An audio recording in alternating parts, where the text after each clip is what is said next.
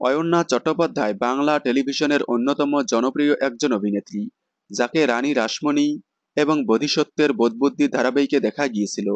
এরপরে তাকে জলসার কমলা ও শ্রীমান পৃথ্বীরাজ ধারাবাহিকে প্রধান নায়িকার ভূমিকায় দেখা গিয়েছিল। শ্রীমান পৃথ্বীরাজ শেষ হওয়ার পর আবারও আকাশ ৮ চ্যানেলের বউ চুরি ধারাবাহিকে অভিনয় করেন তিনি। বউ চুরি শেষ হওয়ার পর তাকে সেরকম আরও কোনো ধারাবাহিকে দেখা যায়নি।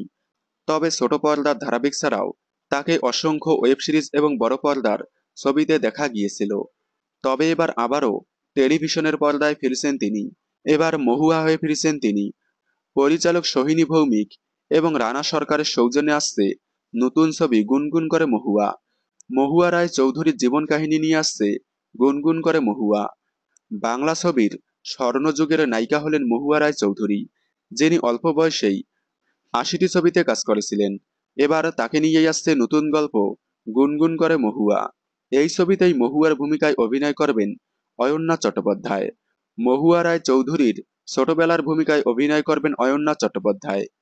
ইতিমধ্যেই এই ছবির লুক সেট হয়ে গিয়েছে, যদিও এই বিষয়ে এখনো কিছু বলেননি এই ছবির প্রযোজক।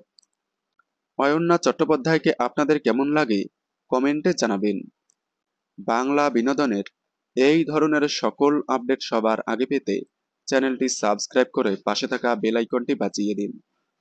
ধন্যবাদ।